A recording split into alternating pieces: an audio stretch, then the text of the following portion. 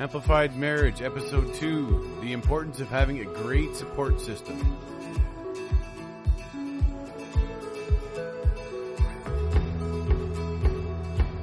Welcome to another episode of Amplified Marriage. My name is Brian. My name's Natalie. And we are so glad that you decided to join us for this podcast today. Today we get the joy of talking about friends or foe. Dun, dun, dun. In the marriage. Are the people that are surrounding you friends or are they foes? And so we just want to have a chat and just kind of go through some of the things that we have learned over the years just about what friends are and what are foes. And so we do know this, that marriage is an exclusive type of club. Mm-hmm. It really is a two-person arrangement. It's about two people. When you leave and cleave, you leave out all other parties. And that's why you sometimes hear in the wedding vows, the old wedding vows, maybe not so modern today, the phrase, forsaking all others. You may not hear that very often now, but boundaries in marriages are meant to create a safe place for the soul, a safe place for the heart, a safe place for the mistakes, a safe place for the life of the marriage, the life of the person. I had a pastor that used to say to me back in the old days, he said, Brian, your wife was given to you by God. It's your job to give him back to God better than when you got her. That's awesome. So I want to make sure that I do my best to create a safe place for her. And that's kind of the plumb line that you've sort of established in our marriage, because you over the years have kept going back to that phrase. Yeah. A sort of like a guideline. You heard us talk before about labels and being that couple that was labeled, that we fight all the time. And we're just talking about friends and the importance of having someone there to help you, to be that solid support system. I just wanted to start by reading Ecclesiastes 4, verse 10. It says, "If anyone falls down, his friend can help him up, but pity the man who falls and has no one to help him up." And I know that's kind of like a marriagey, or we've heard it as like a marriage scripture. But today we're using it in the reference of a legitimate friend. And so early married, like, you're dating and you got your single friends. I had my girlfriends. You had your guy friends. And, if it worked that we could all hang out together, great. If not, oh well. And I thought that the ones that were in my life would be those ones that, you go through high school with them and you spend years going through, teenage experiences and all of that, and you think that those are like your forever friends. And it was really kind of devastating it turned south for us. And the people that we thought were friends, or our own idea of what we thought friends should be, just really didn't work out that way. And people weren't at our wedding, and not all of them. No. I have some friends that we went through a rough patch early dating. When me and Nat first started dating, me and my really close friend, one of my oldest friends, we kind of just didn't talk to each other for a while, and then we patched it up just before we got married, and it's been a really good relationship ever since. So it's not all the time. No. And for that, I'm incredibly grateful, but there's those ebb and flows of relationships, and it kind of, people come into your life, they may leave your life, they may come back. Yeah. But more important, it's important that you find and surround yourself with a really solid support system. That's right. And so early on in our marriage, we didn't have that support system, and quite frankly, didn't think we really needed it. No, we were invincible. That's right. And then we moved away almost a year after getting married, and we found ourselves in a city where, there was lots of churches and lots of young people, except we never really found our niche, never really found a place that could really accept us, flaws and all. And we had flaws. And we spent 5 years essentially by ourselves. Yeah. And it was really challenging how do you dig yourself out of that mindset of, well, we actually need people now. Yeah. Because for so long we had nobody, and it was just us trying to figure out life. There was nobody speaking into our life. We had my aunt and your aunt, but that was, was non-intrusive. Nobody really challenging us on our own behaviors. we had no one. We had no pastor. We weren't accountable to, like, we weren't part of any church or any group. We tried to be part of a young adults group, and that just went south. That's where we were labeled the couple that fights all the time. Just because we didn't agree on everything that seemed cookie cutter for all those other couples. Yeah. And it just really left us longing for something that we could grasp onto together that would, like, shake us up, but that would just love on us. Yeah. And when we went to that young adults group, it always seemed to us like we were the only ones that ever fought. We were the only ones that ever disagreed. We always had the type of relationship we wanted right at the beginning, that if we just don't like something, we're going to say it to each other. We're not going to try and hold it in. I mean, as real as that gets, as you've been married we've been together for almost 19 years. So as real as you get with that, but we were labeled the couple that fought all the time, and I was okay with that. I didn't really care what they thought. And we went there twice since the last time we ever went back to that group. Right. And so for those of you who may be listening that have felt or are feeling like that in the place that you are, hang on to some hope. Really find someone that you can talk to, a parent, phone a church. Like, if you're send us an email. amplifiedmarriage@gmail.com. And if we can answer any questions or be of any help, like, that is what our prayer is, that you're not doing marriage alone, because marriage is hard enough to make work with the Lord. Never mind just with the Lord, not having any friends. Yeah. And so one of the things that we saw, and Natalie said this earlier today, was that we go through life thinking that some of the friends that we have, and sometimes we hang on to friends that we have that were actually not meant for the whole book of our story. They are meant really only for one chapter. And so we sometimes hang on to friends, everyone does, that maybe longer than is necessary, just because we think that they're so important. But you have to learn to realize that some people are only there for the short term, that they're just a temporary comrade. You work with each other, you fight for each other, and then maybe things just move on. And so we realized later in marriage that we wanted to surround ourselves with people that wanted to have a good marriage. Mm-hmm. Not only for themselves, but were willing to fight for our marriage. And it really took a long time. It took a long time, but we were also stubborn, and we thought we knew everything, and I thought I didn't need the relationship of men, which is crazy. Guys, if you're on your own, no man can be an island. That's an old saying, but no man can be an island. I fought against it for a long time, but I realized that men add value. Men can say things that women can't to me. That's right. So you need to have male companionship in your life that is willing to challenge you, that can show you wisdom, that can say things that your wife is probably saying to you, but you're not taking because it's your wife, and vice versa. Yeah. The women need girlfriends. Yeah, we do, because we say a whole lot to our girlfriends that we maybe wouldn't say to our spouse's face, or maybe we would.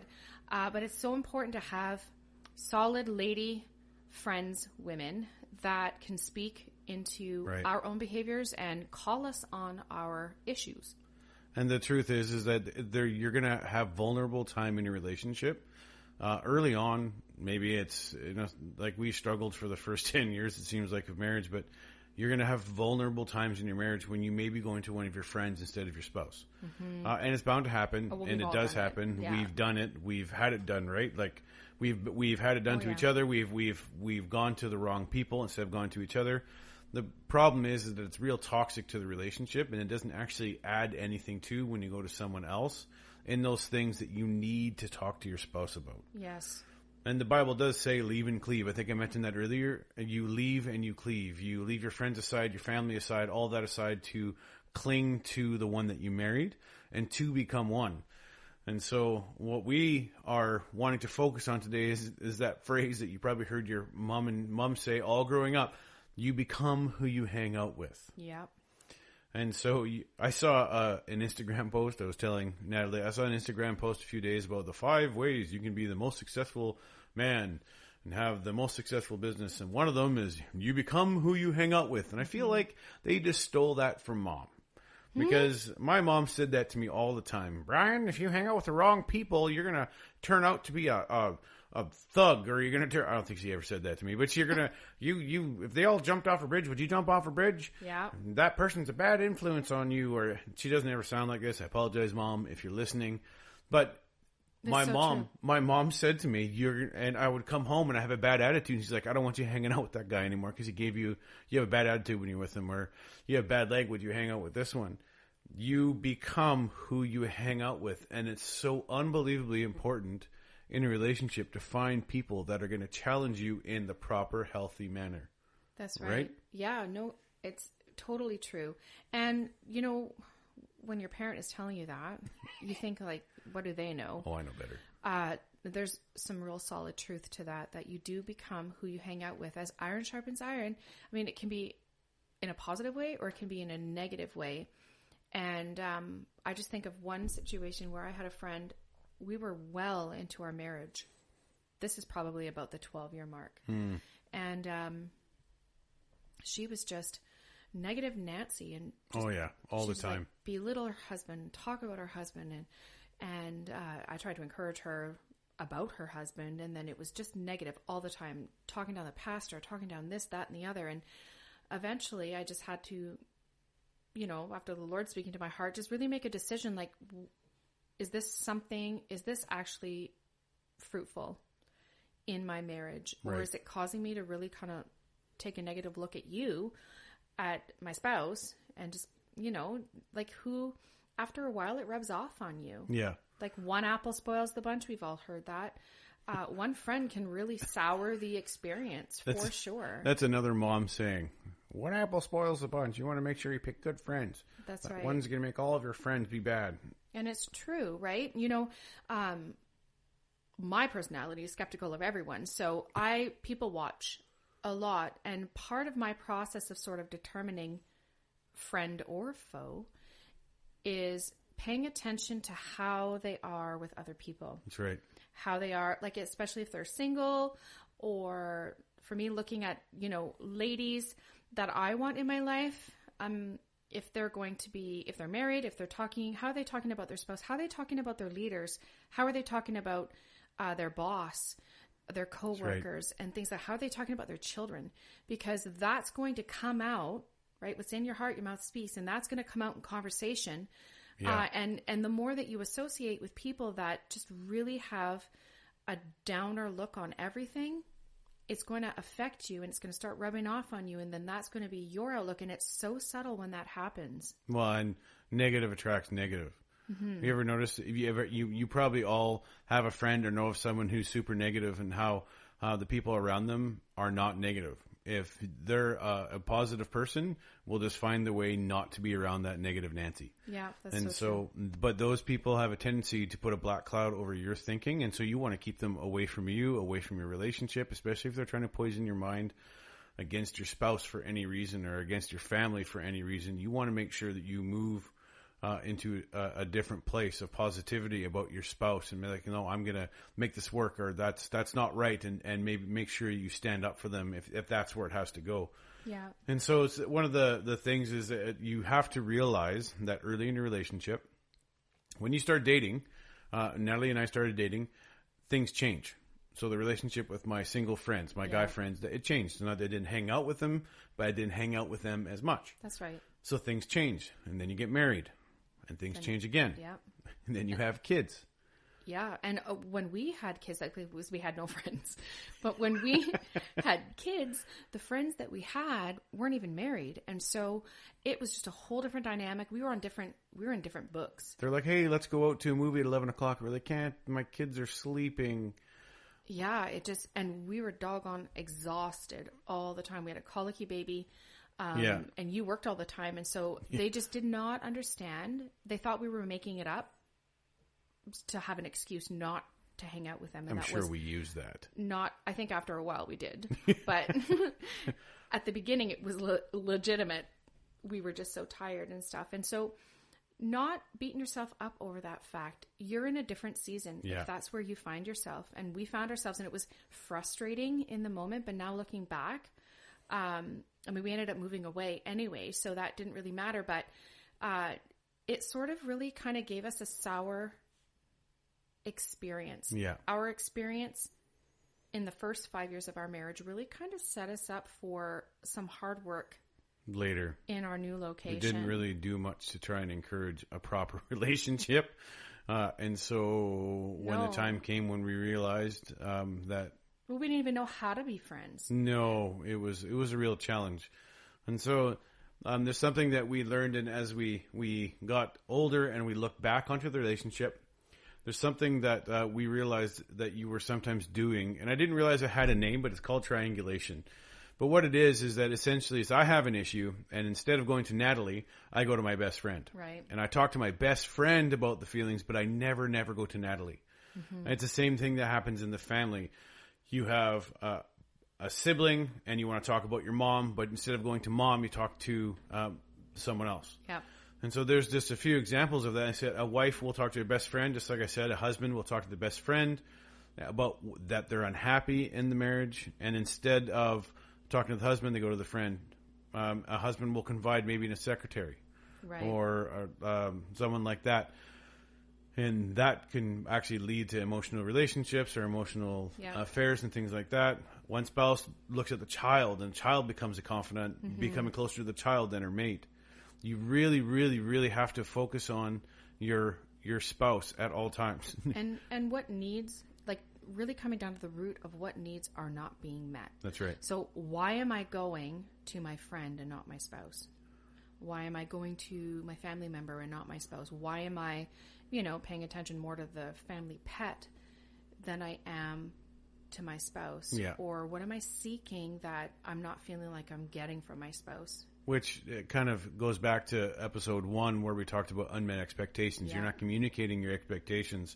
You haven't agreed upon your expectations. That's right. Because you're going to someone else. And so how is the other person supposed to know that, hey, my need's not being met in this? Like just simple communication about the garbage, and I'm going to my best friend to talk about how she didn't do her job cleaning the dishes or what she agreed to, and never dealing with the actual issue. And so that happens actually quite a lot in relationships. And what actually happens is that actually it destroys the trust in the relationship, because that person looks at you as someone who's a place of safety, and instead of going to them when you had an issue, you mm-hmm. went somewhere else. And so it actually fractures that union that you have between each other. And it paints your spouse in not a very nice way when you're dealing with, if I'm going to a friend and always talking about how awful you are, then when that friend is looking at you, they're looking at you through that lens. Having that support is so important, but making sure that the support is encouraging and the support is not afraid to walk through those tough times with us and really challenge you, right? And so I think sometimes people are so afraid of speaking the truth in love because they're afraid of losing the friendship or whatever. But I would rather someone be honest about, hey, I hear you talking about your spouse in this way. Have you had a chance to kind of look at how you're approaching the situation, mm-hmm. or the tone of voice? We're going to get into that in another podcast, the power of words.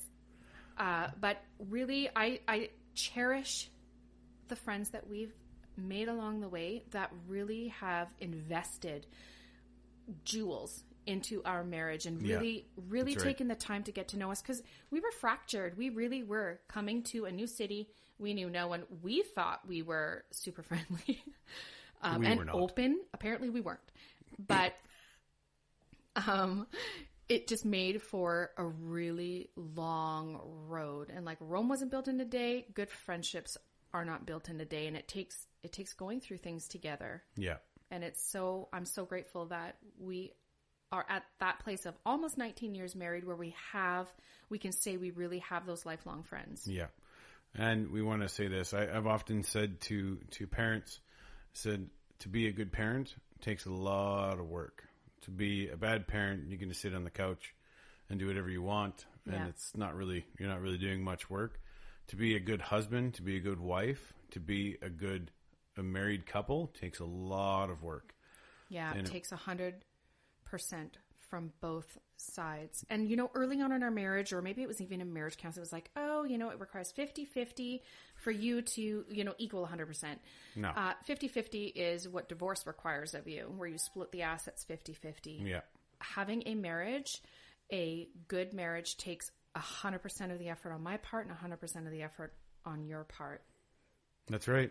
So we want to leave you with this. When it comes to your marriage, You want to surround yourself with people who want themselves to have a good marriage and are going to challenge you to have a good marriage, not being surrounded by people who are unwilling to work for it.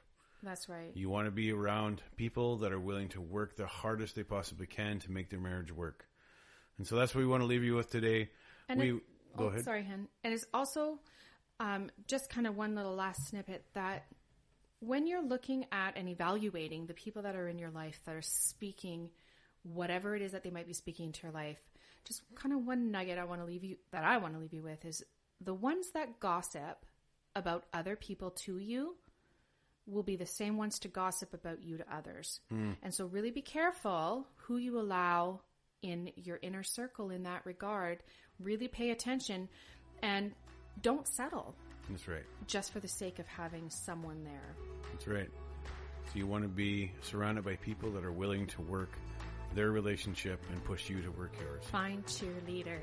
Find cheerleaders. Thank you so much for joining us today. If you have any questions, if you want to reach out, if you want us to have a different question answered on this podcast and you'd like us to talk about it, please email at us at amplifiedmarriage@gmail.com. We'd love to hear from you. And you're going to see below this an opportunity to like and subscribe to this podcast. Again, thank you so much for joining us. We'll see you next time. Okay.